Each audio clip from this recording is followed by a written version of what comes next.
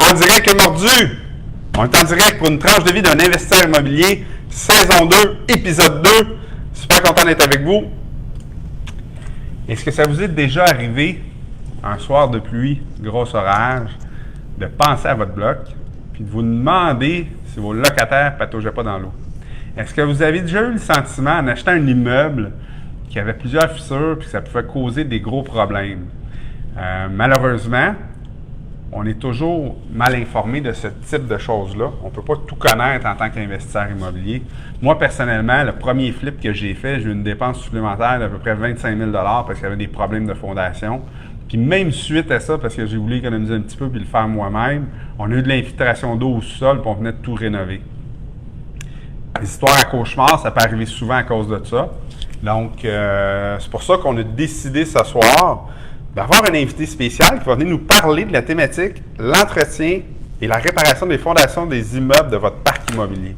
On a avec nous Patrick Milot, 7 ans en fondation, spécialiste en drain franchet, étanchéisation, mon mot à une pièce et quart de la soirée, et réparation de fissures.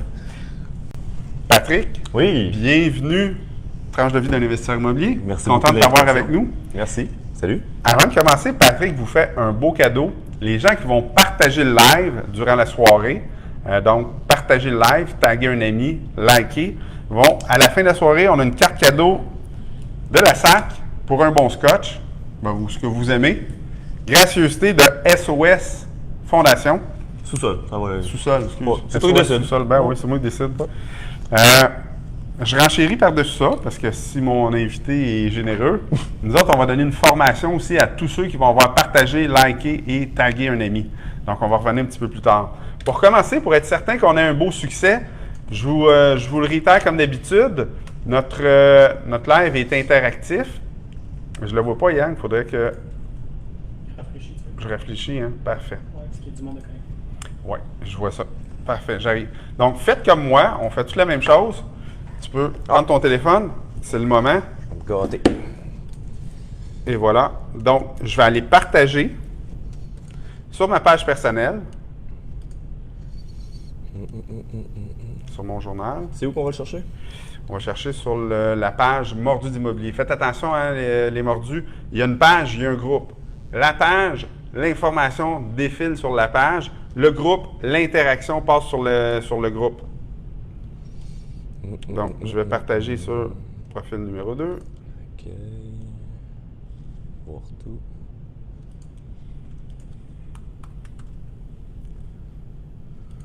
Et voilà. Je suis pourri là-dedans. J'ai fait mes deux partages. Donc, on a François Bélanger qui est en ligne. Bonsoir François, directeur chez Sedma Finance, mon partenaire d'affaires. Ah, François, ben oui. Salut François. En direct de Sainte-Marc-sur-le-Lac, il y a Frank Wim, Samir B. B. Alexandra Laurence, bienvenue Alexandra. Olivier Lepage, notre animateur, bienvenue Olivier. Salut Oli. T'es allé à Québec, moi puis Oli. Hey, j'ai Louis-Pierre Mercier, les beaux bonhommes, il nous traite les beaux bonhommes. Je voudrais dire un beau merci à Louis-Pierre Mercier. Tu sais, dans la vie, là, on n'est pas beaucoup au Québec. Il y a beaucoup d'influenceurs qui font des lives maintenant, c'est une mode. Je pense que c'est même un must en affaires si on veut propager une bonne nouvelle. Donc, Louis-Pierre avait un live avec mon chum Philippe Deveau ce soir, 19h30 de programmé. On s'est rendu compte de ça hier, 21h30. On s'est appelé, on s'est messenger, puis on a convenu qu'ils remettraient leur live à demain. Donc, Yang, tu vas t'occuper de mettre un lien pour leur live dans le fil d'actualité. Ça va vraiment être... Le sujet est incroyable. Je ne veux pas m'embarquer là-dedans, là, mais Yang va vous mettre un lien. Allez voir ça demain, 19h30. LP Mercier et Philippe Deveau, mon chum. On a la belle Cassandra Pichette qui est en direct de Québec. On a du monde de Québec. Casse-piche. Olivier Lepage qui dit en direct de juste à côté. T'es où, Olivier? Alors, reviens-nous avec ça. Réponse. Super important, dites-nous d'où vous venez. Si vous allez nous aider en faisant ça. Donc, vous taguez votre nom, vous taguez un ami, vous dites d'où vous venez. Ça va permettre à l'algorithme de Facebook de nous propulser. En nous propulsant, il va y avoir beaucoup plus d'interactions. Le jeu est super simple. Vous posez des questions, on a un spécialiste. Tous les problèmes de fondation, de sous-sol que vous avez eus, Patrick va y répondre. Donc, posez vos questions. On a un petit régisseur à l'arrière qui va tout coordonner ça. On a du sujet en masse pour vous autres, mais ce qu'on veut, c'est répondre à vos besoins. Donc, assurez-vous là, de poser le maximum de questions possibles en lien avec la réparation de fissures, les drains français, les problèmes d'étanchéisation du sous-sol. Patrick va s'occuper de ça. Les dents franchées. Franchet.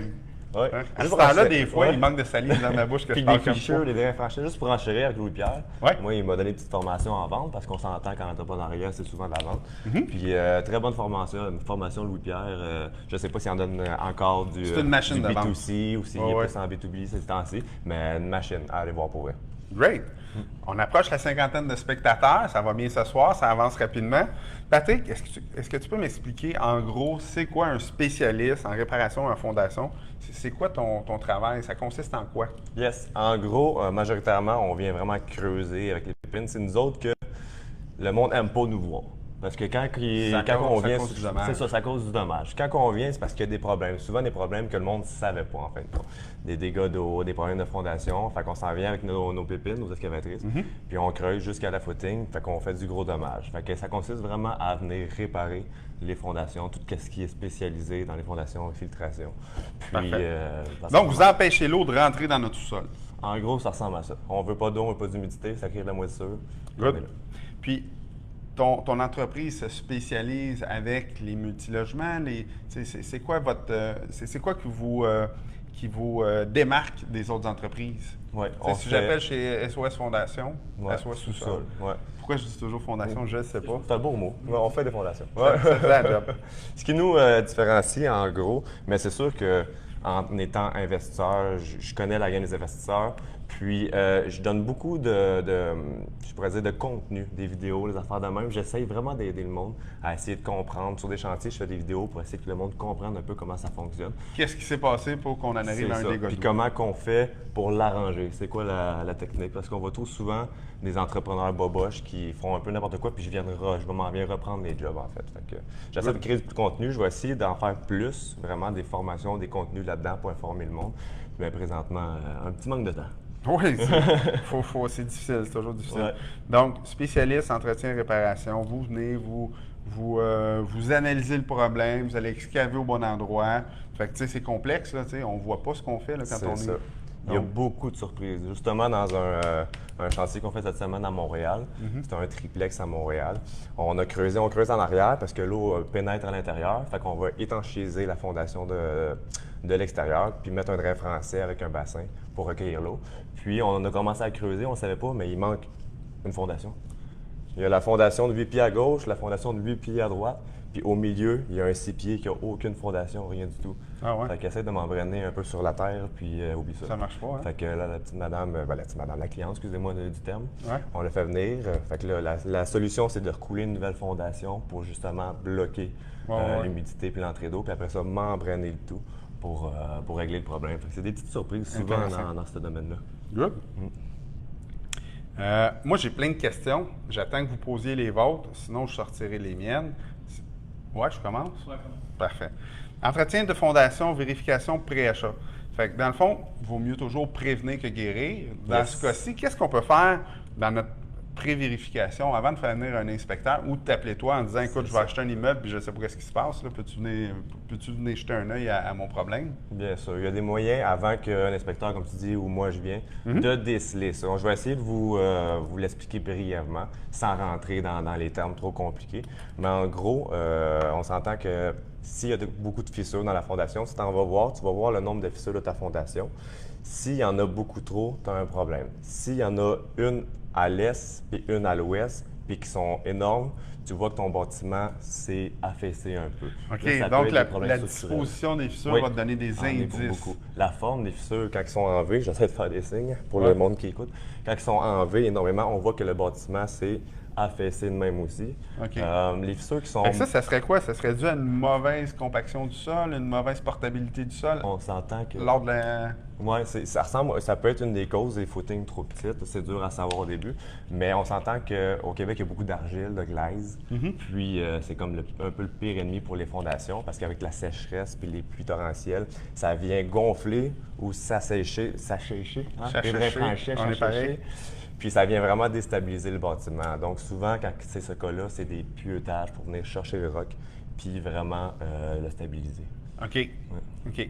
Donc, moi, là, quand je vais faire un achat d'un immeuble, là, je me renseigne c'est quoi le sol. S'il y a de la glaise puis de l'argile, il y a des chances que ça bouge. En plein ça, surtout Donc, si tu as des si fondations c'est de la bloc. glaise, de l'argile, je fais le tour et il n'y a pas de fissure, est-ce que je me pose des questions ou ça se peut aussi que ça a été bien fait et que ça ne bouge pas? Si c'est un vieux bâtiment et qu'il n'y a pas de fissure dans la fondation, il n'y a pas de danger structurel. S'il y a un danger structurel, ça va se fissurer. Puis en plus, si tu as un parement extérieur de briques ou de pierre, ça va venir se fissurer dans la brique. Dans les joints de mortier. Oui, ça, si vous voyez ça, ça sonne une cloche, premièrement. Ça peut arriver que ça allait tasser un peu, puis que ça allait pris sa place. Ça bouge plus. C'est une 1970, une petite fissure dans la brique, c'est pas grave.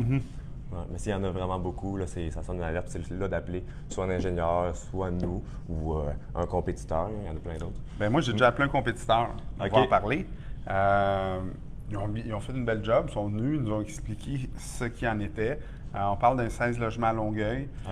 Moi, la première réaction, quand on a fait l'inspection, l'inspecteur me dit « Écoute, à approfondir. » Fait que, tu sais, un inspecteur, généralement, il ne fait pas une inspection, c'est pas un ingénieur, là. Donc, il va dire à approfondir, il y a fissure à tel endroit, tel endroit, tel endroit. Donc, moi et mon partenaire, on était voir, on était constater les fissures. On a vu des petites fissures qu'on disait, tu sais, c'est un cheveu, là. C'est juste pour dire que ça a craqué. On pense même pas que ça a passé à travers la fondation. Il y en avait deux un petit peu plus majeures. Comme tu dis, chaque côté vis-à-vis passait bord en bord du 16 logements sur le large en plus. Donc, ce qu'on s'est dit, c'est justement, c'est que à cet endroit-là, ça bouge. Puis là, on a constaté à l'intérieur aussi que les planchers roulaient un petit peu. OK. Mais après avoir discuté avec les locataires, ils nous ont dit, certains locataires étaient là depuis 8-10 ans, ils nous ont dit, depuis qu'on est ici, c'est comme ça n'a jamais rebougé. Ça a pris sa place. Il n'y a pas de signe d'humidité derrière les murs avec la caméra thermique. OK. Est-ce que je dois m'inquiéter de ça? Est-ce que je dois pas dormir? Est-ce que je dois investir? Je pense qu'ils me chargeaient quelque chose comme 8 ou 10 000 pour réparer les fissures. OK. Bien, là, je vais sous toute réserve. Ça fait 2 ans que j'ai acheté l'immeuble. Je me souviens pas le montant. Là. En gros, la caméra thermique, c'est un très bon outil. Il faut savoir s'en servir, on ne se le cachera pas. Mais si l'humidité a rentré quelques jours, ça fait une semaine qu'il ne pleut plus, ça s'est asséché, la caméra thermique ne le saura jamais. Ça vient vraiment voir les signes d'humidité avec le chaud, froid, puis tout ce système-là. Sinon, il y a des hygromètres qui viennent vraiment mesurer l'humidité avec un chiffre. Puis, ça se peut qu'il y ait eu un gros problème, puis que ça fait une semaine qu'il n'y a pas plu, puis que ça soit problématique. Une fissure, en vrai, ça devrait toujours être au moins étanchisé parce que sinon, on est au Québec, on ne se le cachera pas. L'humidité peut rentrer, puis le gel du Québec, qui s'entend les moins 30, moins 40 de temps en temps, ça vient grossir la fissure si l'humidité rentre. À chaque fois, grossir À chaque fois, c'est ça. Ça peut être simplement OK, fait qu'il y a réparation de la fissure, ça coûte cher, mais on peut aussi juste dire on va étanchéifier la fissure. C'est ça. Parfait. C'est quoi le procédé pour étanchéifier une fissure? Puis c'est quoi la différence entre réparer la fissure et juste étanchéifier pour être certain qu'il n'y a pas d'eau qui passe? C'est ça. Réparer une fissure, quand on parle structurellement parlant, là, il faut renforcer. Il faut savoir c'est quoi le problème. Avant de réparer une fissure, il faut que tu saches de où ça vient. Exact. Vraiment. Puis étanchéiser une fissure, on parle tout simplement de creuser jusqu'à la footing, soit d'injecter un produit polyuréthane ou époxy. On en parlera tantôt si on a la chance, la différence entre les deux. Il y a comme un gros débat. Puis le monde, on a la misère à savoir c'est quoi la différence, qu'est-ce qui est bon, pas bon. Puis sinon, c'est de mettre une membrane étanchisante de l'extérieur pour vraiment empêcher l'eau de rentrer à l'intérieur. Puis après ça, plus de problème. Parfait. Le problème est réglé. Fait que dans le fond, c'est juste une membrane qui empêche l'eau de rentrer. Puis si comme dans mon cas, ça serait plus d'étanchisé. Parce qu'on me dit que ça n'a pas bougé, c'est correct, c'est un vieux bloc, c'est des logements quand même bas de gamme. On n'a pas besoin de. C'est pas du condo neuf qu'on veut pas que ça bouge. Là. Si ça a bougé, on laisse ça comme ça, puis ça se loue quand même. C'est ça. Là, je n'ai pas été voir, là, mais si ça bouge plus puis c'est stabilisé, étanchéisation. Est-ce que je peux. Je dis ça comme ça, là. Je vois la fissure, je passe un trait de marqueur feutre pour être certain, voir si ça bouge ou pas. Est-ce que c'est une bonne idée? Est-ce que c'est comme ça qu'on vérifie si ça bouge d'une année à l'autre? Tu sais, si ma ligne de marqueur feutre fait ça, je sais que ça a bougé. Ouais. Tu sais, je vois à chaque saison. Ouais. Est-ce que... C'est peut être une bonne technique que tu inventes, que ça s'est sûrement vu, pour savoir s'il a bougé de même. Mais si la fissure a bougé de même, tu ne sauras pas. Il se vend des produits. Moi, c'est quoi je vais faire? Je vais mettre un carton d'allumettes. Fait que si ça rouvre, il va tomber, je vais... Regarde, je langage pour trouver des trucs là-dedans. Ça coûte pas cher en plus. Mais il y a des produits que tu peux mettre carrément du plâtre. Il y a plusieurs sortes de produits, des tapes que tu peux mettre sur la fissure. Puis à longue, ça va se détacher. Puis tu vas avoir, tu peux calculer combien de centimètres, de millimètres que ça s'est détaché. Je comprends. Télésino, c'est comment je t'appelais, toi? Régisseur? Parce qu'avant, Caroline, je l'appelais Télésino, mais là, c'est peut-être trop vieux pour toi. Là. On parle de Bobino des années 80. Donc, notre régisseur m'a dit de prendre une petite pause, vous dire de ne pas oublier de partager, taguer un ami. Il ne faut pas oublier, il faut taguer les amis, super important. On va augmenter le reach. On a un prix pour toutes les personnes qui vont avoir partagé et taguer un ami et commenter et liker, dit d'où qui venait. On a une carte cadeau, 50 à la SAC, gracieuseté de SOS Sous-sol. Je l'ai eu, ce coup-là. Celle-là, elle est bonne. Wow. Je l'ai eu, celle-là. On le garde. Un bonjour à Marc-André Bernier, David Michaud, Richie Darèche qui est là. Richie Darèche qui est avec nous le 29 pour les formations de la faculté. Personne ne connaît la faculté encore. On va vous en parler bientôt. Et n'oubliez pas de poser vos questions. On a un spécialiste en fondation. Ça peut être le pire cauchemar d'un investisseur immobilier. Donc, si vous voulez avoir la chance de démystifier c'est quoi les problèmes, comment est-ce qu'on peut entretenir ça, posez vos questions, c'est le temps. Moi, je viens de poser une question quand j'ai acheté un immeuble. Je viens de comprendre un petit peu plus pour mon prochain achat, ma prochaine inspection. Je vais savoir un petit peu plus comment m'y prendre. Si je peux aider un investisseur aujourd'hui à ne pas s'embarquer dans un projet qui est trop gros, parce qu'en fin de compte, l'inspecteur ne savait pas trop, puis tu as des problèmes structurels, j'en vois souvent. Moi, j'ai une super anecdote pour vous autres. J'ai acheté un 16 logements l'an passé encore. On achète donc 20, Oui, un par mois. Ah, pas pire. Il y en a qui vont au gym une fois par semaine. Moi, j'achète un bloc une fois par mois. Moi aussi. Donc, l'an passé, on a acheté un 16 logements rue Talbot à Longueuil. Le 16 logements super bien rénové. C'est probablement le plus propre de ce secteur-là. On était vraiment contents. On payait un petit peu cher, mais on savait qu'on achetait de la qualité. Imaginez, toute la cage d'escalier à l'arrière était à l'extérieur, les balcons et la cage d'escalier en aluminium. OK. Tu sais, vraiment, là, c'était presque du jamais vu. Donc, ce qu'on a su, c'est que tout le sous-sol avait été refait. Okay. Le gars avait jacké, pour régler des problèmes de fondation, il avait jacké l'immeuble, puis il avait refait la fondation. Mais il y avait, au total, avec refaire la cour, la clôture, puis tout ce qu'il a dû faire, 700 000 de rénovation. C'était ma question, combien que ça avait coûté? Après 2 ou 3 ans qu'il était propriétaire, il s'est rendu compte qu'il y avait des problèmes, il a relevé 700 000 de rénovation pour refaire la fondation. Donc, s'il y avait eu tes conseils, jour 1, il aurait peut-être acheté l'immeuble de l'autre côté de la rue ou ailleurs, puis il n'y aurait pas eu ce problème-là. Ouais, je pense que la fondation, là, on dit toujours partir sur des bonnes bases, mais dans un immeuble, ça passe à la fondation. Très fort. Ça me fait penser, moi aussi, j'ai un de mes amis qu'on nommera pas, Mathieu Rondeau, je ne sais pas s'il écoute. Hey, salut Mathieu! Mathieu, il a acheté l'année passée un immeuble à Sainte-Thérèse, puis lui aussi, à l'achat, premier flip, ah ouais donc, on embarque, pas d'inspection, where to go. En fin de compte, il s'est ramassé, même affaire, il a fallu qu'il lève la maison, qu'il rechange la fondation complète. 50 000 plus tard, ça a été fait. Mais en fin de compte, c'est 50 000 qui n'est pas prévu. Ça ne sert à rien, là. Tu n'améliores pas l'état. Tu améliores l'état de ton immeuble, mais tu n'améliores pas la valeur de ton immeuble. Là. Du tout. Tu repars, c'est le même prix que ça vaut. C'est pas comme si tu rajoutes du luxe, puis des pièces, puis du pied carré. Tu emmènes un bon point. Les immeubles, opportunités, les immeubles qui ont des caves de service, des vides sanitaires, c'est-à-dire, ou des blocs de béton qui sont détruits. C'est des immeubles qui valent beaucoup moins cher parce que le monde a peur de ça. Ouais. Puis il y a moyen de, mettons, un vide sanitaire, de le monter, faire un mur nain, puis faire un sous-sol habitable. Tu augmentes la superficie habitable. Oui, je comprends. Tu augmentes la valeur de l'immeuble, puis tu en sors souvent gagnant là-dedans. Donc, on parlait là, dans mon webinaire cette semaine de dénicher des potentiels. Des fois, une mauvaise fondation pourrait devenir un potentiel parce que les gens ont peur de ça. Le prix diminue. Faites le calcul, combien ça vous coûte rajouter un logement au sous-sol ou améliorer l'état de l'immeuble. Puis si dans votre calcul, il y a un profit potentiel, bien, vous avez un beau potentiel à développer. J'ai une petite question ici de Frank Wynn. Frank? Quelles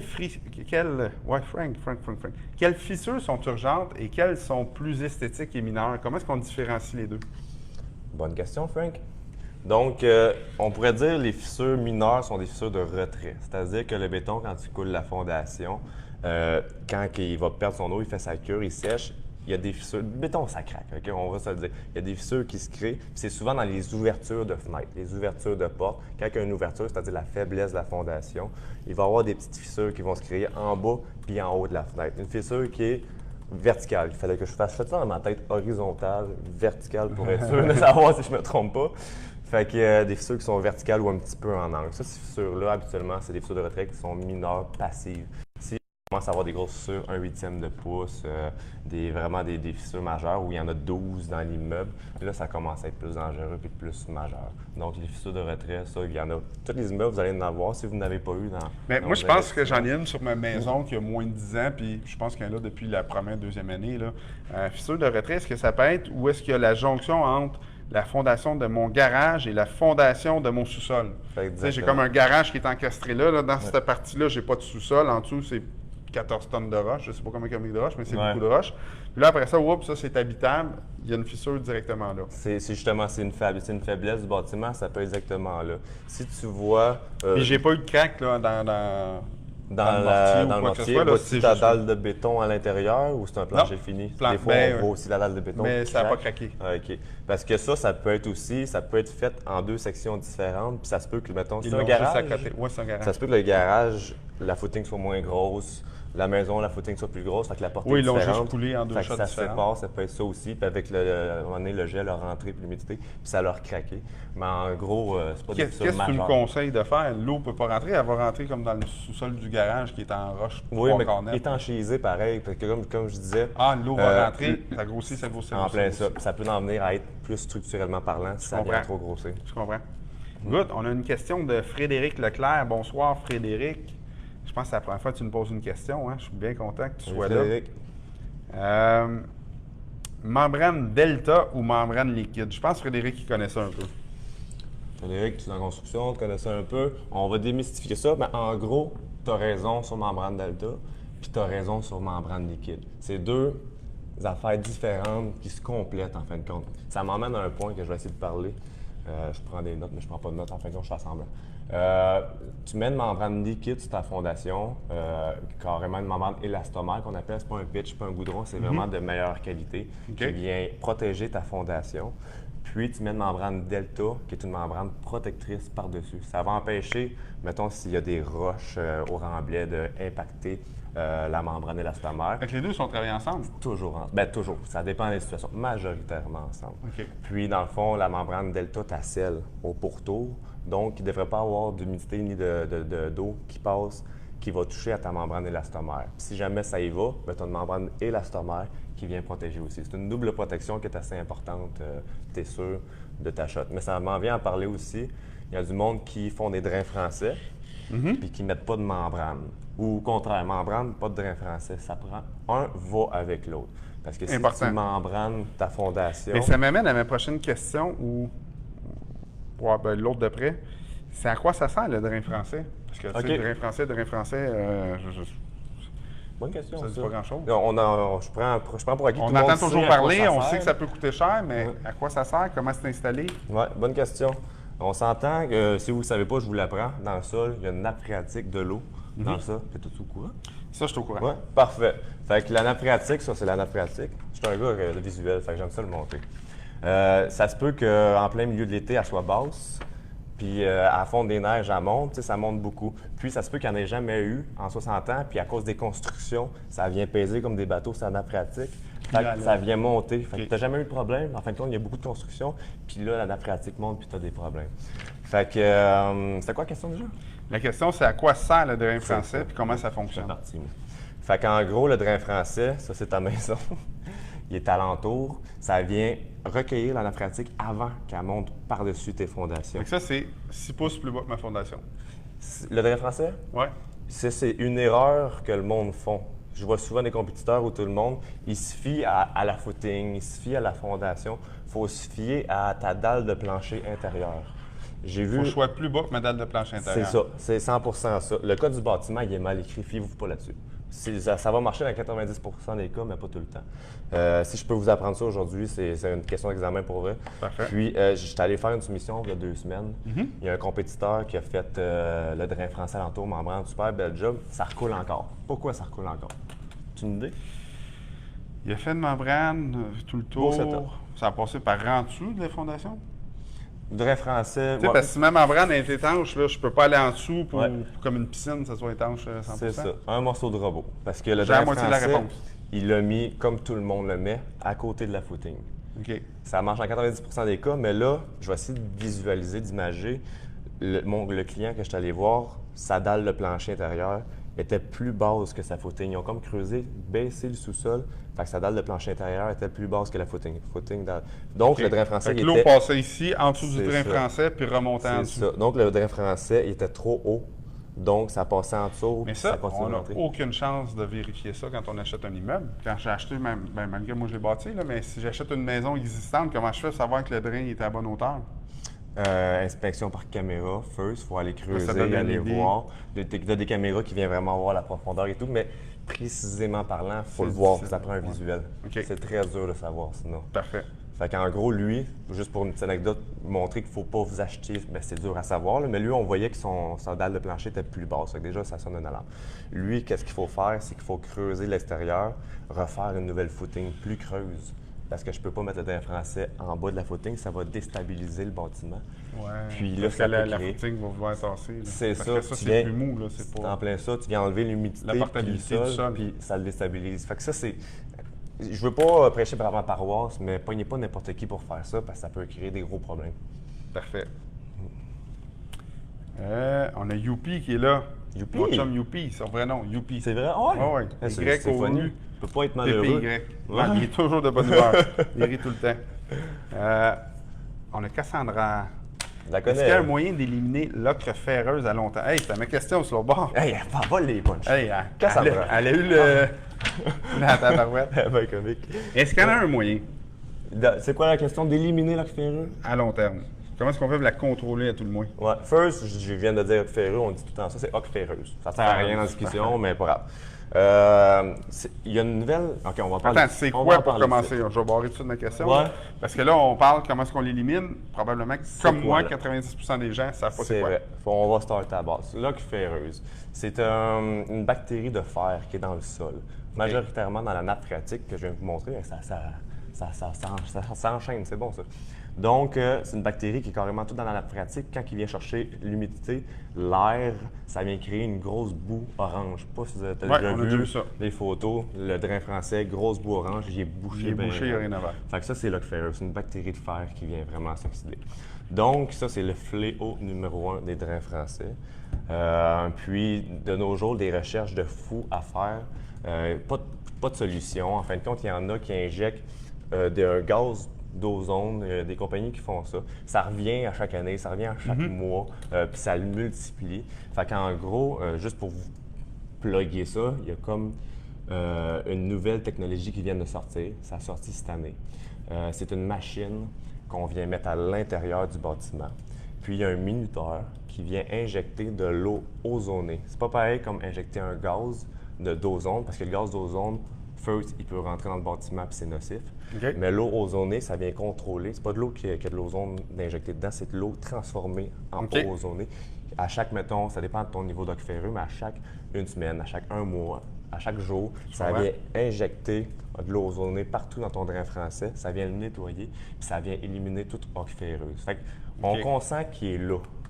Mais on vient vraiment à chaque fois l'éliminer, puis l'éliminer, parce que tu refais un nouveau drain français dans l'ocre ferreux qui est bien présent, puis un mois après, puis il va être bouché. Encore. C'est ça. Fait que cette machine-là. Fait qu'il faut qu'elle continue de toujours. Fait que c'est un problème récurrent qui va revenir, qui va revenir, qui va revenir. Toujours, toujours. Mais sinon, l'autre solution, qui est pas trop avantageuse, c'est pour de l'éliminer, monter. c'est la machine. C'est la machine ou monter le bâtiment au-dessus de la nappe phréatique.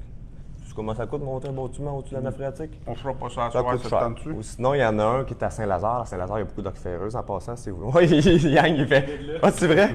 C'est un gros fléau. Puis, il y a 5 pompes pour éliminer la nappe phréatique. Lui, il est vraiment dans la nappe phréatique. Puis, il y a un gros problème d'ocre ferreuse. Fait qu'on va checker pour aller faire, je vais aller faire une soumission justement. On va condamner le sous-sol, on met du sable, on refait une nouvelle dalle. Puis, dans le fond, il n'y a plus de sous-sol existant pantoute. Fait que tu fais perdre un peu la valeur de ton bâtiment. Ouais. Ouais. On a Pablo Blais, un membre de mon coaching VIP spécialisé. Un petit peu, je cache ça. Drain français avec ou sans membrane géotextile. Puis ça, j'ai jamais compris pourquoi il y en a qui ont une membrane puis il y en a qui n'en ont pas. C'est-tu pour bloquer l'ocre ferreuse? La membrane sert à quoi? En fait, la membrane géotextile et l'ocre ferreuse, c'est non. Ah, OK, je viens de comprendre. Un drain français, il y en a qui ont des membranes géotextiles juste alentour. Ouais, c'est ça. Ils ont comme, il y a un fabricant dans la vie qui s'est dit, parce qu'on met tout le temps alentour de la roche, la membrane géotextile. Ouais, il s'est dit, moi, je vais sauver du temps. Moi, inventer un drain français avec la membrane géotextile qui est déjà là. Exact. Fait qu'on n'aura pas à niaiser avec ça. Si vous avez ça chez vous, c'est dur à savoir, ou si quelqu'un vous l'installe, Non, ça c'est le pire. C'est pas bon parce que l'oc ferreuse va coller après. C'est ça. Même si c'est pas de l'oc ferreux, il y a des sortes de terre qui va coller après, qui va hein? boucher. Donc, on va faire une caméra de drain. Si c'est monsieur, madame, tout le monde qui vient faire votre caméra, va passer à la caméra. Hey, c'est beau, il n'y a pas de terre à l'intérieur, c'est pas bouché, ton drain français il est beau. Mais non, mais ta géotextile est bouchée. Puis il n'y a plus d'eau, il n'y a plus rien qui peut passer. Fait que l'eau reste, puis il ne se draine pas pantoute. Fait que faut mettre la géotextile alentour de la roche, minimum 1 pied de roche alentour du drain. Puis il faut laisser tout le temps un espace pour si jamais la géotextile bouche, que l'eau peut se rendre pareil. Il ne faut pas le coller à la fondation. Il y en a aussi qui font l'erreur de wrapper la géotextile tout autour. Puis si elle vient se boucher, même erreur, l'eau ne peut plus rentrer pantoute. Tu mets combien de roches? Le cas du bâtiment, encore une fois, quand je dis ça, c'est non, le cas du bâtiment, ça dit 6 pouces de roche au-dessus, puis alentour. Alentour, on n'est pas obligé d'en mettre. Je vous conseille, si vous voulez le faire ou si vous avez quelqu'un, watchez-le. Ça prend un peu en dessous. Moi, je mets un 2 pouces en dessous, 2 pieds à côté, puis minimum 1 pied. Moi, je m'en vais souvent dans le 18 pouces au-dessus du drain français. On dit un drain français draine bien par le nombre de roches qui est alentour. Parfait. Sinon, ça le bouche moins. Puis ça dure combien de temps, ça? En drain français, sa durée de vie, c'est 30 à 40 ans, selon la jurisprudence. Donc, si j'achète un bloc des années 70... Fort probable. Puis dans ce temps-là, c'était des drains de terracotta, terre cuite, c'est un petit peu la marque. Ouais. J'ai M. Torres qui est pressé, je pense. Non. OK, on est rendu au milieu du live, donc c'est l'heure du... C'est l'heure du... C'est la danse. C'est la danse de la bouteille verte. On boit un Glenfiddich, 12 ans, single malt. Great! Merci. Réserve spéciale, celui-là. Hein? On m'avait même pas averti. Puis on va demander aux gens de repartager une dernière fois. À la fin de l'émission, on va être en mesure d'annoncer c'est qui les gagnants de la carte cadeau de 50 $5. Puis de la formation à la journée des... Journée de la faculté le 29 septembre. Journée complète. Je m'attendais pas à ça, merci. Cheers! Cheers! Hey, dites-nous ce que vous buvez à la maison. Ça a été un beau succès la semaine passée. On a eu des belles recommandations de toutes sortes de scotch. Oh, ça, c'est un de mes préférés. Il est bon. Très bon. Puis, juste plugger, si vous avez une question, gênez-vous pas de m'écrire sur Facebook. Tu vas mettre un lien pour son profil. Est-ce qu'il y a un groupe SOS? Je vais vous dire honnêtement, j'ai Patrick SOS Sous-Sol, qui est mon compte personnel.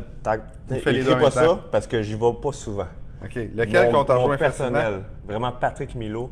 Il y a plus de chances que je réponds. Il y a beaucoup de monde qui m'écrit dans ça va SOS te faire plaisir d'aider n'importe qui a un problème de... Ouais, je m'excuse du délai de réponse dans SOS Sous-Sol, mais je vais essayer d'y aller plus souvent. J'ai comme pas l'habitude d'avoir 2 comptes.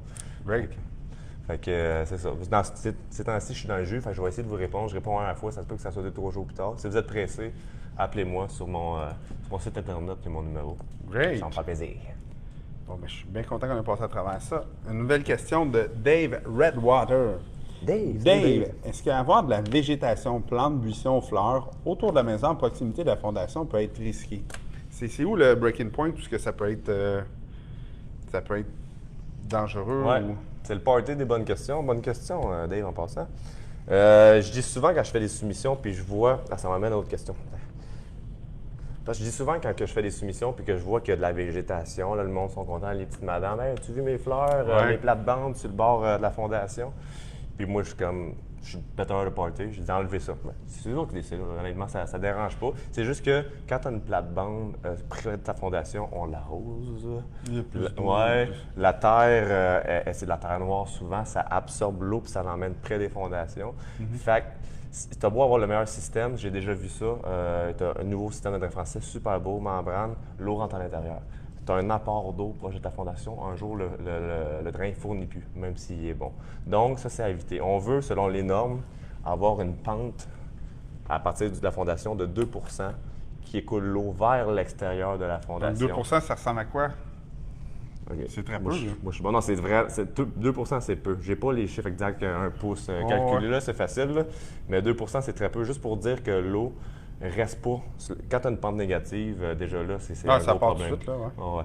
Fait qu'il reste pas, puis ça prend un remblai imperméable, excuse-moi. Donc souvent du gazon, de l'asphalte, des affaires de même près des fondations. Moi, j'ai fait des travaux dans ma cour cette année. J'ai remplacé mon balcon en bois traité. Okay. J'avais un beau gros balcon en bois traité où l'eau passe en dessous assez facilement. Puis là, on a mis du pavé. Donc, on a fait des bordures de pavés tout le tour. Oui. On a levé ça 3 pieds de haut. Après ça, on a fait une belle finition. Puis c'est sûr, quand il pleut, l'eau passe pas en dessous. Mais là, l'eau qui s'en venait proche de la maison, qu'est-ce qui va arriver avec ça? Est-ce que j'avais quelque chose à faire sous ça pour empêcher... OK. First, si tu as une bonne pente sur ton pavé, félicitations. Ça vient enlever beaucoup de problèmes, fait que l'eau n'ira pas là inutilement. Parfait. Là, c'est l'eau du drain français qui peut monter, par exemple, puis y aller. Là, si tu as un bon système de drain français, tu t'en sors bien. Donc, une maison qui a moins de 10 ans, en principe, ne devrait pas avoir de problème. C'est ça. Je ne devrais pas vous dire ça parce que ça m'enlève la job, mais si vous avez l'humidité à l'intérieur, souvent, vous changez les pentes, vous mettez un remblai imperméable, puis vous éloignez les gouttières à 1,5 m du bâtiment. Ça, c'est les fameuses choses accordéon qu'on vend. Ouais. Qui se vend, qu'on met une petite vis, puis là, c'est en plein ça. Sinon, un petit... Moi, j'ai vu une bonne différence chez moi quand j'ai installé ça. C'est sûr que c'est moins esthétique. Faut les tasser quand on coupe le gazon. Mais étant donné que c'est mon fils qui coupe le gazon, Mais honnêtement, juste pour enchérir là-dessus, ça, c'est le point numéro 1, c'est éloigner une gouttière parce que sur la toiture, à une pluie, c'est à peu près 1000 gallons qui vient tomber près de ta fondation. Okay. Tu as beau avoir le meilleur système. Comme la toiture quand même assez... Oui, je suis allé faire une soumission cette semaine. Puis, il y avait un gros point d'humidité dans un coin. J'ai juste vu l'intérieur, je n'ai pas vu l'extérieur encore. Puis le reste était beau. Je me suis dit, c'est sûr qu'il y a une gouttière qui verse directement là. Donc là, on rallonge puis on envoie ça plus loin pour que ça s'écoule ailleurs. Comme de fait, je suis allé voir la gouttière couler exactement là. Tu l'éloignes, tu n'as plus de problème avec ça. J'ai François Simon. À propos de la périte, est-ce qu'il y a des villes sur la rive sud où c'est plus présent? L'as-tu déjà dit, celle-là? Non, on parlait de Locferreuse. Locferreuse, c'est qu'on disait qu'il y en avait la périte. Oui, il y a des endroits, je vais vous dire. Mais la périte, elle n'est pas dans le sol. C'est le remblai. C'est le remblai qui a été utilisé. C'est ça. C'est en plein, c'est les trois quarts. quarts. Ce qu'il faut comprendre, c'est que la périte, là, oui, il y a des endroits où il y en a, mais généralement, quand une maison a un problème de périte, elle a été apportée là, la périte. C'est exactement Parfait. ça. En gros, on ne fait pas vraiment de périte, mais je connais le domaine pareil. C'est en plein qu'est-ce que tu viens de dire. Puis, dans le Saric-Sud, je sais que c'est un fléau, mais exactement où les secteurs à vérifier, c'est une bonne question. Si vous n'êtes pas sûr, si ça craque en étoile, le plancher. S'il y a un peu de poudre blanche... C'est ça, c'est pas les fondations, c'est plus le plancher directement. Ça va pousser ses fondations par le fait même. Ça peut craquer quand c'est un garage. Souvent, le garage est rempli au complet. Fait que les fondations, j'avais fait une soumission, justement, les fondations étaient finies à cause de la périte. Histoire d'horreur, la première reprise que j'ai faite, première maison qui était en difficulté, première reprise. Moi, j'arrive là comme un petit Joe connaissant du haut de mes 27-28 ans. Et moi, je fais comme, OK, go, on y va. Puis finalement, il y avait de la périte. C'est vrai? Il avait mis un gros tapis avec un sous-tapis. Mais quand tu arraches le sous-tapis puis le gros tapis shaggy des années 70, là, ben, tu voyais pas qu'il y avait un demi-pouce de dénivelé. Là. Tu voyais que le tapis t'accroche un peu, qui était sale, ça puait. Ça peut être normal, mais débutant, tu sais, la maison était vide. J'aurais pu arracher le tapis, personne n'aurait rien dit, puis regarder dans le dessous. Même pas, j'ai marché là-dessus, moi, puis je me suis pas rendu compte que ça se promenait comme ça. Une question pour toi. Est-ce que une première reprise, c'est comme une première blonde, tu t'en souviens toute ta vie? Celle-là, oui. Oui, celle-là, oui. C'est sûr, quand tu as le problème de périte, tu en es bien sorti? Non, perdu 30 000. Ah, bon, là, 25 on ne gagne pas 000 tous les coups. Là, voilà, c'est 30 000 l'autre, mais ça prend des échecs dans la vie tant qu'à moi. Exact. Bien, c'est là que tu apprends plus. C'est ça. Je me ferai jamais reprendre. C'est sûr que ça fait. Ça, ce côté-là, je l'ai appris à la dure. Tu sais, des fois, je dis, j'ai pas été à l'université, mais j'ai payé mon université pareil. Ouais, c'est ça. En faisant ça. En fait, tu payes sûrement plus tant qu'à moi. Pas mal plus. C'est pour ça que je dis à mon gars, retourne à l'école, retourne à l'école, retourne à l'école. Question aussi, quand tu m'as dit tantôt, c'est pas moi qui fais l'interview. Non, tu peux y aller, c'est un, c'est un dialogue. Tu m'as dit que tu as perdu 25 000, tu avais des fissures dans ton immeuble tantôt, dans tes premiers immeubles. Tu l'as injecté toi-même ou tu l'as réparé toi-même? Qu'est-ce que tu as fait? Bien, c'était une Je vais faire ma petite histoire de mon premier... Ça, c'est mon premier flip. J'ai acheté ça. Dans le fond, moi, j'étais super cassé, je voulais faire de l'immobilier. J'ai réussi à me mettre en contact avec des gens qui étaient en difficulté, puis leur dire, écoute, on va transférer ton immeuble à mon nom. Puis j'arrivais à faire ça à l'époque sans mettre de mise de fonds. Puis je vais gérer le côté financier de ça. Je vais tout payer tes dettes, puis je vais te faire un budget. Tu vas me payer, puis là, je leur splittais ça à la semaine. Parce que ces gens-là avaient de la misère à faire un budget. Fait que si j'arrivais à tous les jeudis à la paye, puis ils me payaient, bien, ça allait bien. Fait que ces gens-là, ils ont bien été pendant un an, ils se sont séparés. La femme seule n'arrivait plus à payer tous les paiements. À un moment donné, je suis arrivé là, puis je vois qu'il n'y a plus personne qui vit là. Puis je suis sur le terrain, elle m'appelle. Je suis sûr qu'elle était chez le voisin, impossible. Elle dit, la clé est dans la boîte à mal, tu peux garder la maison. Fait que moi, j'ai fait toute l'équité qu'il possédait sur la maison. Sauf que quand je suis rentré là, j'ai sorti 6,40 verges des containers. de leur vidange. J'ai pas commencé à stripper encore. Ça m'a coûté 8,40 verges. Syndrome Diogène ou c'est juste Non, il y avait du stock. Mais pour de vrai, 6,40 verges, c'était plus gros que la maison. Je sais pas comment ils ont fait. C'était incroyable, ça. Savais-tu qu'il fallait ça, templer je ça pense, à plat? l'année genre des 7 ou 8 ans de mon fils. Fait qu'on a passé notre été tous les week-ends à sortir du stock, à stripper à la maison, tout ça. Fait que mon fils me parle plus depuis ce temps-là. Mais il tombe le gazon. Ouais, il tombe le gazon. Il dit, je vais aller tondre le gazon en place. Fiche-moi la paix. Donc, en strippant le sous-sol, je me rends compte que le jack à vis, c'est quoi le vrai nom? À vérin? C'est un vérin, je pense. Un jack à vérin, tu sais, que tu visses pour... Le jack post. Jack post, en anglais. On va y aller en anglais. Jack anglophone post. aussi. Il reposait sur un 4x4 en bois qui avait pourri. Fait que le plancher il descendait comme ça. Ouais, c'est ça, OK. Fait que là, je dis, j'ai trouvé mon problème de fondation. 3 semaines plus tard, une grosse pluie, j'ai de l'eau qui rentre un peu partout. Mon Dieu, on strippe les murs. Je me rends compte que fondation en bloc de béton, que j'avais même pas remarqué ça, aucune expérience. Donc, j'ai des grosses fissures, puis mon doigt rentre dans la fissure. OK. En bloc de béton. Ça veut dire que l'eau rentre là, ça se remplit, ça gèle, ça fait éclater le béton. Tout compris. 100%. Je l'ai bien appris. Oui. Là, j'ai dit, je vais me trouver un jobber qui fait des blocs de béton. OK. Je vais lever ça moi-même. Lever moi-même, là. Avec des. J'ai loué chez Leclerc. On l'a levé. Là, je sais pas si j'ai le droit de le dire, mais même pas de permis de construction, là. On a fait ça, tu sais, tac, tic, tac. Fait que j'ai engagé un gars à pelle, il a creusé, j'ai levé. Le gars est arrivé, on a défait les blocs, il a remonté avec les mêmes blocs. On a changé quelques blocs, évidemment. Puis j'ai fait comme 80 fondation. On a resté ça là-dessus. OK. Mais pluie, il y avait encore de l'eau qui passait. On Ouais. avait creusé, puis on n'a pas pensé changer le drain français. Puis c'était un drain français à l'époque en terracotta. Fait que quand on a gratté, on l'a tout cassé. Ah, oui, c'est sûr. Donc, je vous disais ça pourquoi, non? Tu vas savoir comment tu as réparé les fissures et tout. Mais finalement, ça m'a coûté à peu près ça, 25 000 d'un budget que j'avais pas, là, tu sais. Ouais, OK. Fait que tu l'as fait tout seul. Chapeau, pour vrai. Ouais. Chapeau, c'est le même que t'apprends. Mais pour de vrai, là, j'avais appelé 2 personnes qui avaient beaucoup d'expérience dans grosses rénovations comme ça. Puis je venais de faire mon coaching avec le Club des investisseurs immobiliers. J'ai appelé 2 gars, je savais qu'eux autres, ils connaissaient ça. Le premier est arrivé, puis il m'a tellement découragé, j'avais le goût de broyer. Et il dit, craque une allumette là-dedans. Ça, fais pas rien, vends ça à perdre tout de suite. Fait que là, je fais, tabarouette, c'est pas le fun, ça. Puis le deuxième qui est arrivé, un gars super positif, Frédéric Lemieux, je vais le remercier toute ma vie, parce que pour de vrai, il m'a amené à aller plus loin dans ma carrière d'investisseur immobilier. Il a passé au moins 1 heure avec moi à faire le tour, puis à jaser, puis à être positif, puis à dire, Just, le pire qui va arriver, tu vas perdre une coupe de 1000, mais sais-tu combien tu vas apprendre à travers ça? Pas de valeur. Puis j'ai vraiment appris beaucoup. Je connais la plomberie, l'électricité. À partir de ce moment-là, j'ai appris qu'il fallait plus jamais que je fasse ça. C'est ça. C'est clair et net. Non, mais moi, là, je pose un cadre, je fais 8 trous pour l'accrocher droit. Fait que, tu sais, là, je peux pas m'embarquer à stripper des maisons, là, tu sais, c'est pas mon teabag. Fait que mon teabag, ma tasse de thé, c'est inventé. Même histoire, on invente des mots aussi. Fait que, oui. Donc, c'est comme ça que j'ai appris qu'il fallait pas que je fasse de flip, puis qu'il fallait surtout faire attention aux fondations. Maintenant, je porte un petit peu plus attention. C'est bon. On va essayer de vous faire porter attention aussi. Comment est-ce que... Attends, j'en avais un autre ici. Claude Tremblay fait dire merci, Patrick Mélou, SOS Sous-Sol. Ça fait plaisir, Claude. Merci. Merci de nous remercier. Les racines d'arbres, c'est-tu si grave que ça?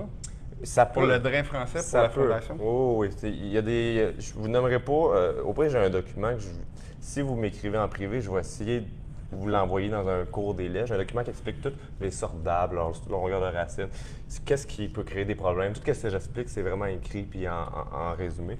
Puis, il y a des arbres qui ont des grosses racines, puis on s'entend que des racines, ça va aller chercher l'eau. On s'entend que le drain français, c'est ça. C'est fait. Ah, il est plein d'eau. C'est ça, il est plein d'eau, absolument. Fait que les racines vont aller là. Ça vient boucher. Est-ce qu'il reste plein d'eau, le drain français, tout le temps? S'il reste plein d'eau, ça ne marche pas. On a un problème, Houston. C'est censé, aussitôt, c'est un vase communicant, aussitôt que l'eau, ça communique. On est censé faire une petite pente dans le drain pour aussitôt ça y va. Ça y va. Fait qu'il y a aussi, par exemple, des racines pour enchérir. Des grosses racines, des gros arbres, ça peut pousser sur ta fondation. Ça peut créer des fissures horizontales, structurellement parlant, puis vraiment venir créer des problèmes structurels, en fait, sur ton mur. Si c'est un mur de bloc, c'est encore pire, en fait, parce que c'est moins solide. Parfait. On a Matt Huot qui a une question. À quel moment dans le processus d'achat doit-on envisager de faire une inspection de fondation approfondie sur recommandation de l'inspecteur en bâtiment uniquement ou? Non, pas uniquement. Je t'apprends rien que les inspecteurs qui sont pas. Si tu as pris un bon inspecteur, oui, les gars, il y a une couple de noms que je peux vous référer. Mais un inspecteur, c'est pas rigide, fait que ça veut pas dire qu'il connaît sa game. First. Seconde, si jamais il y a beaucoup de fissures, 1. Si jamais il y a des lézards dans la brique pierre, 2. Si jamais tes fenêtres au-dessus, sur le rez-de-chaussée, les étages supérieurs, il y a des joints qui sont décalés. Les fenêtres ouvrent mal, la fenêtre est pétée. Tu vois un joint qui est décalé, puis tu as une fissure dans la fondation. Qui ferme mal, souvent, c'est un problème de fondation, ça. Sauf toiture. C'est dur à dire. Mais si tu as une fissure dans la fondation, ta fenêtre, tu as un joint de caulking là, qui est décalé, puis il vient vraiment ressortir, puis qu'elle a la misère à ouvrir, tu as un problème structurel ici. Fait que là, c'est à checker. Si tu as des murs de bloc, justement, je vais en avoir un la semaine prochaine, le mur de bloc qui est bombé vers l'intérieur, ça a une difficulté de pousser latéral, le bloc, c'est ça leur pire faiblesse. Ça, c'est à checker. Si à l'intérieur, le taux d'humidité, emmener un hygromètre, quelque chose, savoir le taux d'humidité devrait être maximum 60 %. Là, s'il fait 80 dehors, ça se peut qu'il fasse 80 dedans. C'est dur à gager. Mais s'il fait 40 dehors puis 60 au sous-sol et plus, c'est une petite alerte aussi. Les fluorescences, on n'a pas parlé. Si vous voulez me poser des questions sur les fluorescences, je me fais souvent poser. Ça, c'est dans le béton, je pense. Hein? C'est dans le béton, exactement. Il y en a beaucoup on va voir s'il y a quelqu'un qui a une question là-dessus. Je vais passer à la question de « j'ai pas de nom », mais ça semble être une bonne question. J'ai une maison avec un appartement au sous-sol, avec entrée indépendante. L'entrée de l'appart au sous-sol, le vestibule est en béton non couvert. Le plancher, pas de céramique partout. Il y a beaucoup d'humidité sur le mur de béton et le vestibule est toujours chaud et humide. Quoi faire? Quel est le problème? Donc, tu as un vestibule qui ressort là, de la bâtisse. Oui. Donc là, tu descends les marches, puis ça, c'est exposé. C'est ça. Toi, tu as la porte pour entrer dans l'appartement. C'est ça. Là, il y a de l'humidité où, lui? L'entrée de l'appartement, c'est ça, le vestibule? Il y a beaucoup d'humidité sur les murs de béton. Il y a beaucoup d'humidité sur les murs de béton. Puis le vestibule est toujours très chaud et humide. OK. First, faire un test d'humidité, savoir vraiment si c'est ciblé où. Si tu l'as ciblé et que c'est vraiment là, voir son vestibule, c'est une entrée, voir si tes drainages fonctionnent bien. Est-ce qu'il y a un drain? À dire demain, c'est ça. S'il y a un drain tout de suite en partant, il faut vérifier si le drain n'est pas bloqué. Ça se peut que ça bouché dans ce temps-là. C'est dur à dire. Je vais te dire honnêtement, c'est quoi son nom? Il n'y a pas de nom. Peut-être sortir dessus. Sors-moi là. Écris-moi sur Facebook. Yang va nous écrire. Envoie-moi des photos. Des photos, ça vaut 1 million de mots. C'est ça qu'ils disent, c'est ça la phrase. Hein? Fait que les photos, ça vaut 1000 mots. Puis ça arrive souvent que le monde m'envoie des photos, me demande des questions. Je ne demande rien, je ne demande pas une paye, je ne demande rien. Je vais juste essayer de répondre. Puis si je peux t'aider, ça va me faire plaisir. Fait que tu m'enverras ça. Qu'est-ce qu'on regarde sur un bâtiment? Là? Mettons que tu avais 3 choses. Tu n'as pas le temps de tout faire le tour. Tu as 3 choses à regarder vite pour les problèmes d'humidité de structure potentielle. Ouais. On va retomber. Tu sais, là, mettons, on arrive, on dit, gars, il faut qu'on se grouille, là, on passe, là, il y a les 3 affaires qui reviennent tout le temps. C'est quoi? Les fluorescences. On revient encore là-dessus. Si tu vois ton béton, sinon tu peux ouvrir une partie, tu as de l'efflorescence. Par l'intérieur? À l'intérieur. OK. L'efflorescence, tu ne la verras pas à l'extérieur parce qu'il pleut dessus. C'est en plein ça. C'est en plein ça. L'efflorescence, signe numéro 1, problème d'humidité. Juste pour renchérir là-dessus, l'efflorescence, c'est quand que le béton absorbe l'eau. Il y a des sels minéraux dans le béton.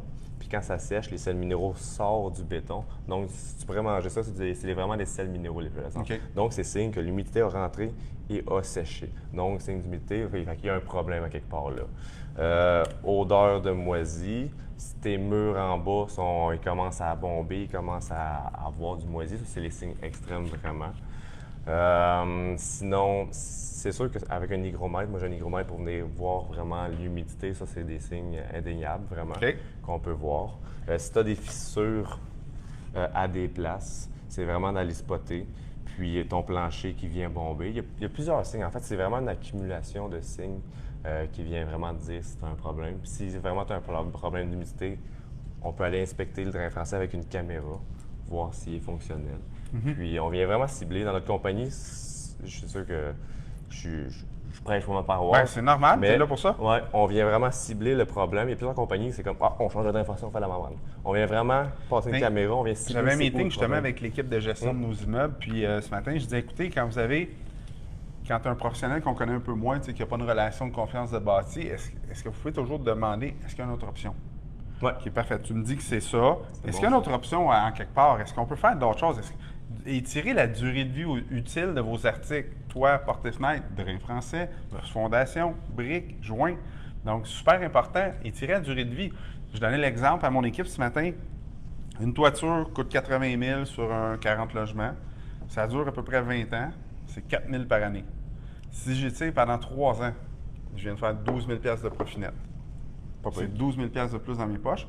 Probablement que pour les tirer pour 3 ans, je vais devoir envoyer un spécialiste qui va colmater un petit peu, entretenir. Mettons que ça me coûterait 2 000, il me reste 10 000 de profit net. On part en vacances en famille avec ça. Là.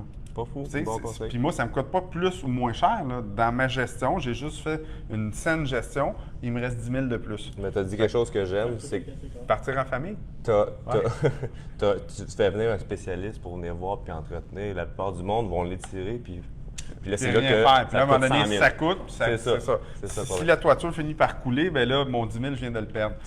Nous autres, il y a un programme qui est mis en place. Tous les mois d'octobre, on monte sa toiture, on va voir qu'est-ce qui se passe.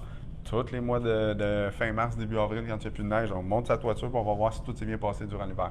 C'est les deux moments où il peut se passer de quoi. Le poids de la neige peut faire de quoi. Puis l'automne, les feuilles. Les feuilles peuvent venir boucher un drain. Oui. Puis à la fonte des neiges, c'est là qu'on va avoir un problème. Très fort. C'est pas ton premier. Non, j'en ai quelques-uns. Comment déterminer si une fissure de fondation est problématique ou non? Rapidement, là, est-ce qu'il y a une façon de dire ça, c'est sûr, je vais avoir du trouble avec ça? Oui. Ou à l'inverse, ça, c'est sûr qu'il n'y aura pas de trouble avec ça. C'est ça. On a parlé vite tantôt. Je vais faire un petit recap rapide. Fissure de retrait en dessous des fenêtres, c'est minime. 1/8 de pouce et moins, c'est pas grave. Là, c'est quand on commence à avoir des grosses fissures, les joints de caulking dans les fenêtres problématiques. Vraiment, les lézardes dans les briques, c'est problématique. Ça devrait tout sonner des cloches, vraiment. Fissure nord-est, nord-sud ou soit est-ouest qui sont en ligne ou en V. C'est un recap un peu des fissures qui sont dans Moi, j'ai déjà vu une fissure, l'angle, tu sais, le coin comme ça, puis la fissure qui se rejoint comme ça. Ça veut dire quoi, ça, dans la fondation? Ça, c'est ta maison? Attends, on va essayer de le mettre à l'écran, là. Je suis visuel, c'est pour ça. On voit-tu? OK, fait que ça, c'est l'angle. Fait que j'ai une fissure qui fait comme ça, puis comme ça, qui se rejoint. Dans le coin. Ouais, je vois le V là, qui se rejoint. Si c'est minime, c'est une bonne question en passant. Si c'est minime, parce qu'on va se le dire, c'est pas toutes les maisons qui ont de l'armature, mais quand ils mettent de l'armature dans la fondation, ça se rend pas au bout. Okay. Fait que ça arrive souvent que le coin va détacher parce qu'il n'y a pas d'armature. C'est pas super grave, sauf que ma brique vient s'appuyer là. C'est ça, c'est de le reconstruire, c'est de mettre un peu des armatures. Sinon, on peut mettre des armatures ancrées chimiquement puis reconstruire le bloc. Puis c'est pas. Mais s'il est vraiment creux, à savoir c'est creux comment ton affaire, ça peut être un problème plus majeur. Mais si ça ne descend pas dans le sol. Oui. On approche de la fin, les mordus. Oh, déjà? Bien, j'ai encore plusieurs questions, là, mais juste parce que, Yann, as-tu l'application pour faire le tirage automatique? Fait que dépêchez-vous de partager, liker, commenter et taguer un ami parce qu'à la fin, avec notre invité qui vous offre une carte cadeau de 50 $, on va faire tirer la formation et la carte cadeau pour boire de l'alcool. Chad Belland, comment peut-on voir si l'eau entre dans un sous-sol avec la fondation en bloc qui a été shooté à l'uréthane de l'intérieur? Je t'aime, Chad. J'avais pas pensé à cette question-là, mais first, on va renchérir là-dessus encore. Fondation avec l'uréthane qui est giclé à l'intérieur, ça, c'est non. À part si c'est récent, si c'est étanchisé, s'il n'y a pas d'humidité qui peut rentrer, parce qu'on s'entend que fondation de bloc, comme dans la question, l'eau peut rentrer. Fait que ça prend une membrane de l'extérieur à tout prix, parce que sinon, l'humidité rentre dans le béton, elle ne peut plus respirer. Vraiment, l'uréthane vient vraiment bloquer l'humidité. Ouais. Puis, le pire ennemi d'une fondation, bien, j'en ai dit beaucoup de pires ennemis, mais une des pires ennemis, c'est l'humidité. Ça vient désagréger le béton. Il revient à sa forme naturelle quand c'est humide. Donc, d'humidité, bien ça, il redevient. Ouais. Donc, les joints d'un bloc de béton, c'est vraiment cheap. C'est fait juste pour que ça se soutienne. Donc, les joints vont venir vraiment retourner en poudre. Oui, puis c'est là que ça vient. C'est ça, je te disais. La fondation, pour de vrai, on enlevait, tu sais, il était pris, là, petit coup sec, puis on enlevait le bloc. Là, en plein ça. Même s'il était tout pris, tout partout, 5 minutes avant, là, on faisait juste prendre le suivant, puis on brassait, puis le bloc, il venait tout d'un morceau. C'est le mortier qui partait. Exactement ça qui s'est passé. Puis avec l'uréthane, ça vient empirer fois 1000. Hey, merci beaucoup à Chad. Merci, Chad. Il fait dire qu'il t'aime plus. Ouais, tu viens pas au golf demain, mais c'est pas grave. Drain français intérieur ou extérieur? Olivier Lepage. Tabarnouche, OK. Ouais, c'est vrai, c'est une bonne question, ça aussi. Je vais te dire... C'est ma prochaine question. Merci, Olivier. Oui, tu vois les questions. Drain français extérieur, je vais dire ça comme ça, le plus souvent possible. On s'entend qu'on vient protéger la fondation de l'extérieur à la source. On vient créer le drain français. De plus de problème possible. Là, il y a des scénarios que c'est difficile de faire un drain français extérieur. À Montréal, c'est des jumelés, c'est tout ensemble. Il y a de l'asphalte, tu es proche de la rue. Il y a possibilité, comme Oli le dit, de faire un drain français intérieur. Là, on vient vraiment péter la dalle, mettre le drain français à l'intérieur, puis mettre une membrane de l'intérieur pour contrôler l'eau. On dit, c'est pas étanchiser, mais c'est pour contrôler l'eau puis l'éloigner. Là, le danger de ça, c'est si ta fondation a des problèmes, l'eau rentre encore puis ça va désagréger encore plus. Cependant, si ta fondation est quand même saine, un drain français à l'intérieur pourrait être suggéré parce que c'est moins cher. Ah oui, c'est moins cher? Je pensais que travailler à l'intérieur coûtait cher. C'est quand même assez moins cher. Puis, tu ne viens pas scraper le paysagement. Ça, le monde ne pense pas ça en faisant un drain français. Ça coûte cher, hein? Ça coûte cher parce qu'on ne peut pas faire le paysagement l'année même qu'on l'a fait parce que la terre va recompacter de 6 à 8 pouces environ avec le gel puis avec le temps. Donc, ça vient créer d'autres coûts puis d'autres problématiques. Donc, le drain français intérieur. Dans des situations, ça peut être avantageux, en fait. Bonne question, Oli, en passant. Parfait. Francine Simard qui dit, moi, j'ai une sur l'efflorescence. Ah, j'ai une question sur l'efflorescence. Yes! J'ai fait isoler une cave qui en avait un peu. J'avais posé la question au gars qui shootait. Il m'avait dit que c'était pas grave. Donc, elle l'a fait shooter à l'uréthane, probablement. Ça ressemble à ça? Par-dessus de l'humidité. Puis le gars, lui, a dit, je veux shooter, charger mon pied carré, probablement. Ouais, c'est ça. On shoot par-dessus, c'est pas grave, madame. Ouais, je vais te dire honnêtement, je l'entends souvent, celle-là. Il y a la différence, il y a beaucoup de monde qui, c'est un peu comme Loc Ferreuse, il y a beaucoup de monde qui connaissent juste pour ça. Fait qu'en gros, c'est pas grave, lui, il est isolé, mais comme 95% du monde, ils connaissent vraiment pas ça, mais je te confirme que c'est pas grave à court terme, c'est pas grave à moyen terme, mais c'est juste que ta durée de vie du bâtiment et de la fondation va être vraiment diminuée. Éloigner au maximum l'humidité, toujours. C'est ça, c'est la base. Tu as une fondation, ta maison est là-dessus. Vaut la peine de mettre un peu d'argent pour être sûr à 100% qu'elle soit efficace et qu'elle soit saine, en fait. Merci, Francine, pour ta question. Mélissa Vendette. Mélissa? C'est ma belle-sœur? Peut-être. Ben, c'est ma belle-sœur. Avec un petit bébé? Ah, oui, elle vient d'avoir un fou, il est cute. Loïc. Loïc. Et puis Mélissa et Loïc. Mon frère, il est plus jeune que moi, puis ma belle-sœur, puis ils ont 2 flots, puis moi, j'ai pas de flots encore. Peut-être que je me pose des questions. Là, tu trouves une blonde? Ouais, ça serait un bon début, hein? Ah, c'est un départ. On va se mettre avec tes là-dessus. chums de gars, t'en feras pas gros. Yang, tu m'aides? Réseau contact. Demain, au golf, peut-être, on sait jamais. Réseau contact. Le golf va te dire en passant. Mélissa demande si l'eau entre dans la maison, dans le sous-sol, chaque pluie au printemps, qu'il y a une forte odeur d'humidité. Peut-il avoir des conséquences sur la santé causée par l'humidité ou la moisissure? Je pense que c'est une très bonne question, ça. C'est une méchante bonne question. Vous le savez, si vous le savez pas, moisissure, des sports, ça rend des poumons, c'est pas bon. C'est vraiment pas bon. Ça vient créer des problèmes. Comment on fait pour savoir qu'il y a des sports? Là, je ne suis pas un spécialiste en test d'air, là, mais est-ce que tu as des... Je viens quand même...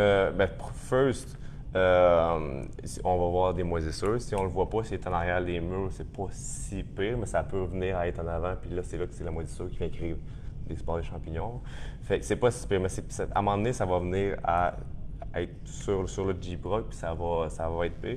En gros, il faut le tester avec un test d'humidité, un hygromètre. Si jamais, comme je disais tantôt, si c'était au-dessus de 60 tout le temps, ça va créer des problèmes. Il y a des tests d'air aussi qui sont possibles. Des tests d'air, hey, Bengel, un ami à moi qui est propriétaire de ça, donc il va mettre une petite cartouche chez vous.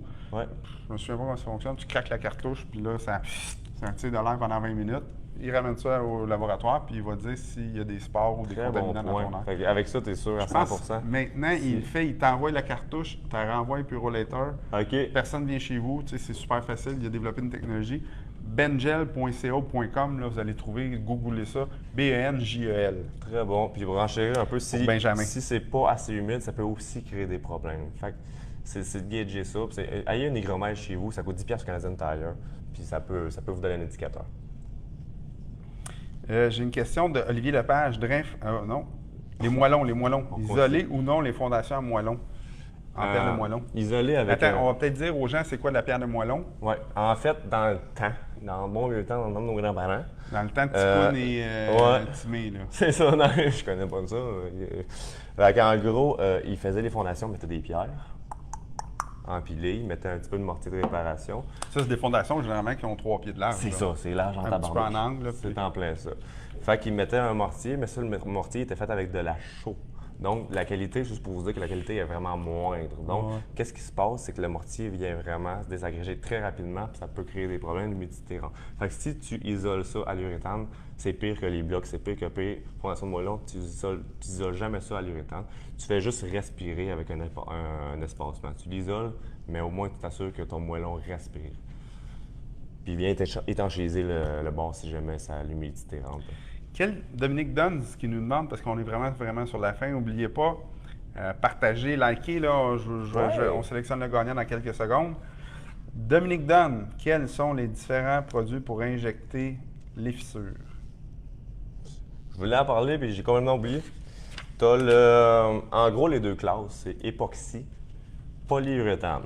Là, vous entendez dans votre tête, c'est comme RAM puis Ford. Un RAM, c'est bien meilleur. Un Ford, c'est bien meilleur. Puis il n'y a pas d'entre-deux. Il n'y a pas de personne qui va dire les deux, c'est correct, à part moi. Tu sais. Ouais. Puisque moi, j'ai un RAM en passant. Les Ford, c'est pas bon. Là. Puis, je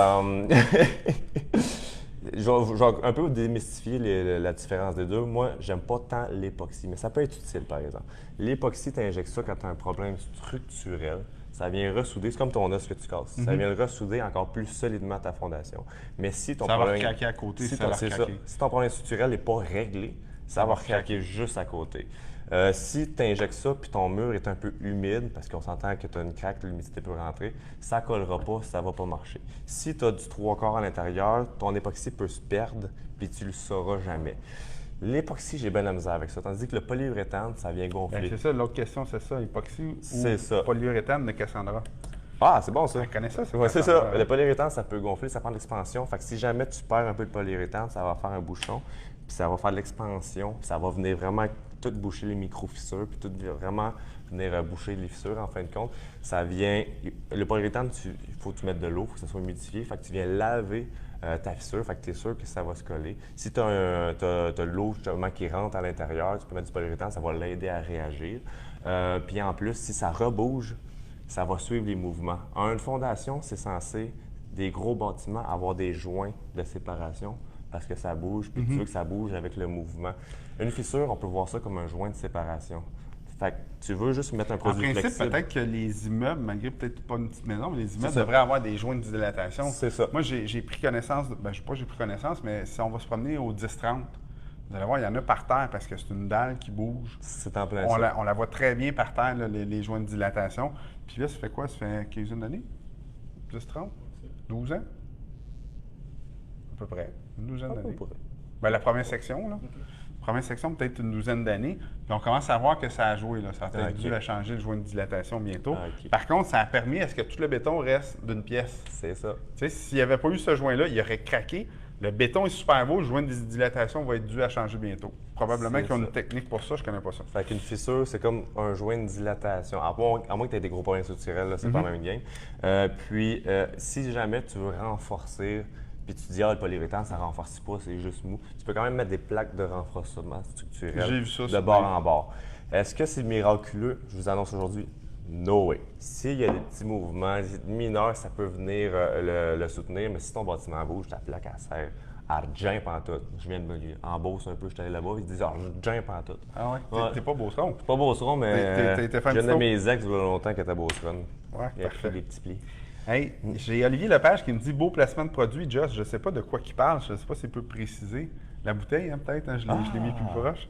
Ouais. Non, malheureusement, pas commandité par Glenfiddich ni la SAQ. On aurait fait des belles publicités ce soir. Il faut qu'on paye. Meilleure façon de joindre la fondation d'une rallonge avec l'ancienne fondation. Une rallonge de fondation avec l'ancienne fondation? Oui. Joindre dilatation, bien c'est sûr que tu mets un polyuréthane. Ou membrane élastomère. C'est sûr que en polyuréthane et membrane élastomère, je préfère membrane élastomère. Good. Toujours. Dernière question. Empêche tout problème. Carole Leclerc, jamais isolé fondation de pierre par l'intérieur, je sais par expérience personnelle. comme qu'on parlait. On en a déjà parlé. Ouais. Good. Un point. Confirmer ce que tu disais. Un point, si vous voulez faire la membrane, vous pouvez demander à votre entrepreneur d'isoler de l'extérieur en même temps. Ça vient étanchéifier, ça vient donner un facteur isolant à ta fondation de l'extérieur, donc moins besoin d'isolation à l'intérieur. En conclusion, le message que tu veux laisser, qu'est-ce que tu aimerais que les mordus se souviennent lors de leur prochain achat ou dans l'entretien de leur fondation? C'est ça. C'est quoi le message que tu voulais laisser aux mordus? En gros, ma mission, je pourrais dire ma mission, je sais pas trop. La mission, c'est super important. J'aimerais ça informer, j'ai fait un article des mordus qui va sortir à un moment donné, je ne sais pas si ça va être celui-là ou le prochain, peu importe. J'aimerais ça que quand vous ayez le premier réflexe, avant l'inspecteur, avant tout, de pouvoir décider si la fondation est bonne, si je la refuse, si en fin de compte, il faut que je négocie beaucoup plus. D'avoir le premier réflexe, parce que c'est un domaine méconnu, les fondations publiques. D'avoir le premier réflexe de dire OK, c'est bon ou c'est pas bon. Si je suis capable d'en aider un peu des investisseurs là-dedans, m'avoir réussi. Donc, je vais être bien content. Parfait. Sinon, si vous avez une alerte, écrivez-moi. Ça va me faire plaisir avec des photos. Pour aider à ta mission, je pense qu'on va t'inviter le 19 septembre au prochain 5 à 7 des mordus. On va l'écrire. 19 septembre, ça se tient à la Guillotine à Boucherville. Nouvel endroit. On essaie de changer régulièrement les mordus. C'est une belle place. J'ai été manger là-bas. Les burgers sont extraordinaires. Les frites et les petites dips à frites, là, ils ont vraiment sa coche. Je ne suis pas un mangeur de burger d'habitude, mais là, j'ai vraiment apprécié celui-là. On se fait recevoir gracieusement par la Guillotine. On va avoir 3/4 du restaurant juste pour nous autres. À Boucherville, juste derrière Complexe 2020. Donc, si vous avez des questions, si vous avez des photos à montrer ou n'importe quoi, bien, notre spécialiste, Patrick Nilo, SOS Sous-sol, je ne vais pas manquer mon coup, je passe proche de dire en fondation. Donc, SOS Sous-sol va être là. Donc, si vous avez des photos de fondation à prendre ou quoi que ce soit, là, prenez 2-3 angles et amenez-lui ça directement le 19. L'événement suivant, ça va être le 29, la première journée de la faculté des mordus. Suivez les réseaux sociaux, là, on va en parler de plus en plus de ce que c'est. Notre mission, les mordus, inspirer le plus grand nombre de gens possible à se libérer financièrement grâce à l'investissement immobilier. On le fait de toutes sortes de façons. On le fait en publiant un magazine, on le fait en faisant des événements, on le fait en faisant des lives avec des spécialistes qui vous aident à faire moins d'erreurs, à améliorer votre score d'investisseur immobilier. Donc, aidez-nous à aider les gens à se libérer financièrement grâce à l'investissement immobilier en partageant nos lives, en partageant nos publications, en participant à nos événements et en vous abonnant à notre magazine. Donc, je pense qu'on a fait le tour ce soir. Hein? En conclusion, j'ai vraiment hâte de vous voir, pouvoir vous serrer à la pince en vrai, prendre un vrai verre de scotch avec vous. Gênez-vous pas, je suis facile. Je regarde quoi?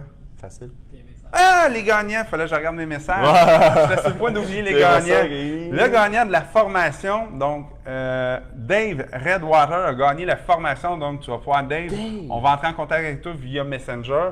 Lynn va t'appeler demain, que tu choisisses quelle formation tu vas avoir. Donc, Dave, belle formation de 300 $. Carte cadeau de la SAQ de 50 $ pour Philippe Gauthier. Philippe Gauthier, tu nous diras comment si tu veux qu'on te partage ça. Tu vas le contacter par Messenger? Il l'avait partagé, lui, fait que je vais pouvoir le commenter directement. Parfait. Donc, merci beaucoup, les mordus. C'est un rendez-vous la semaine prochaine. Mercredi prochain, on est avec... On n'a pas pris de note. Je reviens. On ramène Patrick, il y avait encore des questions. La semaine prochaine, on ne se souvient pas, mais souvenez-vous que le lundi... Pardon? Lepage. Olivier Lepage. Olivier Lepage la semaine prochaine. Donc, il a posé à peu près 100 000 questions ce soir. Il va être brûlé pour la semaine prochaine. Il se pratiquait, c'est ça. Donc, n'oubliez pas que le lundi, on va partager c'est qui notre invité à chaque lundi pour que le mercredi, vous soyez en forme.